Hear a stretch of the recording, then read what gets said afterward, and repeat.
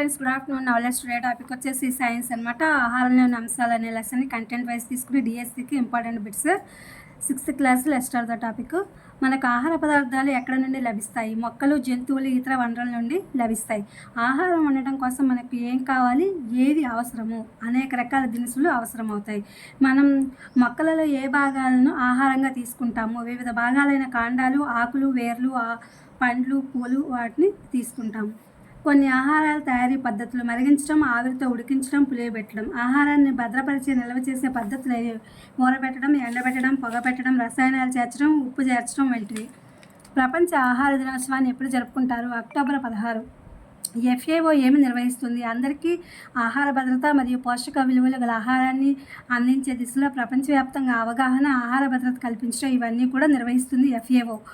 UNDPA గణాంకాల ప్రకారం భారతదేశంలో ఉత్పత్తి అయ్యే ఆహార పదార్థాల్లో ఎంత వృధా అవుతోంది? 40% వృధా అవుతుంది. దినుసులు అంటే ఏంటి? ఆహారాన్ని తయారీకి చేయడానికి ఉపయోగించే పదార్థాలు. వనరులు అంటే ఏంటి? అవసరం అయితే ఉపయోగించడానికి సిద్ధంగా ఉండే పదార్థాలు. ఉదాహరణకి అన్నం తయారీకి బియ్యం, నీరు మొదలగునవి అవసరం అవుతాయి కాబట్టి అది వనరులు అంటే. సుగంధ ద్రవ్యాలంటే మన సాంప్రదాయబద్ధంగా ఆహారం రుచిని పెంచుటకు కొన్ని సుగంధ భరిత భాగాలను వాడతాము. అవేంటంటే యాలకులు, మిరియాలు, సోంపు, కరివేపాకు, ఇంకా చాలా ఉన్నాయి. వంటకం అంటే తినడానికి అనుకూలంగా తయారు చేసే ఆహార పదార్థము. ఏ సంవత్సరంలో FAO ఏర్పడింది? 1945 సంవత్సరంలో.